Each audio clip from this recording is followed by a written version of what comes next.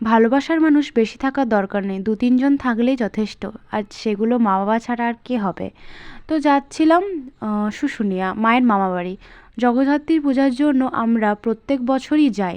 আমার আগের 2 বছর যাওয়া হয়নি। আগের বছর তো দাদু মারা গেল, আর তার আগের বছর কী কারণে যাইনি নিজেও জানিনি।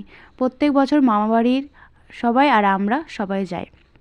বাবার যাওয়া হয় না, কারণ বাবা কাজে ব্যস্ত থাকে তাই। এদিকে রাস্তাটা এতটাই ফাঁকা যে ঠান্ডা লাগছে। তো মায়ের মামাবাড়ি ঢুকে সবাইকে প্রণাম করে সবার সাথে কথাবার্তা বলে আমরা একটু টাইম পাস করার জন্য পাহাড় চলে এসেছি। পাহাড়ে বেশি সেরকম কিছু যায় না, এই 2-4টে ফটো তোলার জন্যই যাই। তো পাহাড়টা এতটাই পুরনো হয়ে গেছে যে বেশি আসতে মন করে না, বাট ওখানে থাকতেও মন করে না। ওখানে তো সব একঘেয়েমি, সবাই নিজের নিজের কাজে ব্যস্ত, যেহেতু জগদ্ধাত্রীর পুজোর সব কাজ সরঞ্জাম করতে হবে। তো এখান থেকে আমি একটা হামালদিস্তা নিলাম। অনেক দিনের ইচ্ছা ছিল যে একটা হামালদিস্তা নেব। এখানকার দামের রেটগুলো প্রায়ই সব সেম, কোনো দিকে যে কম পাবে সেটা নয়। আসলে বিক্রি সেরকম কিছু হয় না। দিনে একটা বিক্রি হয়, দিনে 2 বা 3টে, ওই রকম বিক্রি। আর এখানে একটা কালীবাড়ি মন্দির আছে, ভাবলাম যাব, কিন্তু আবার জুতো খুলো আবার যাও। তো মা আর কি এই জলটা আমার মাথায় দিয়ে দিল। তো তখন আর কি ভাবলাম যাব, মাকে বলছিলাম যে মা যাবে কি, মা বলছে না ছাড়, আর যেয়ে লাভ নেই, তো কিছু কিনি। তো মা ভাইকে এই দূরবীনটা কিনে দিল।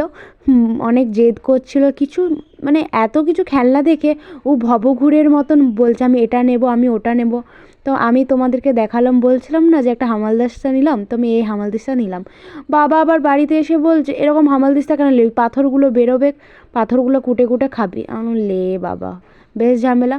আরে ভাই আমাকে একটাও নিজে একা ফটো তুলতে দিচ্ছে না, মানে আমি ফটো তুললে ও দূর থেকে হলেও চলে আসছে। আর এত বদমাশ, মানে এর সাথে আমার প্রায় এরকম বন্ডিং, মানে ফটোতে যদি দেখো যে এত ভালো করে হাসি মুখ করে ফটো তুলি, কিন্তু না, বন্ডিংটা আছে ভিডিওতে যেমন করে দেখলে সেরকম।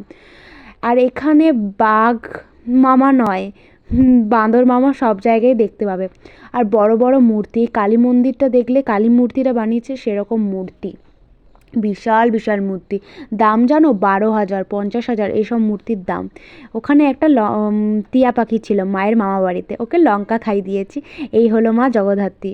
তো আমাদের এখানে তো আর বাথরুম নেই, যে বাথরুম বাড়িতে এখানে বাথরুম নেই। বেশিরভাগ সবাই স্নান সব এখানেই করে, স্নান বেশিরভাগ এই পুকুরটাই করে।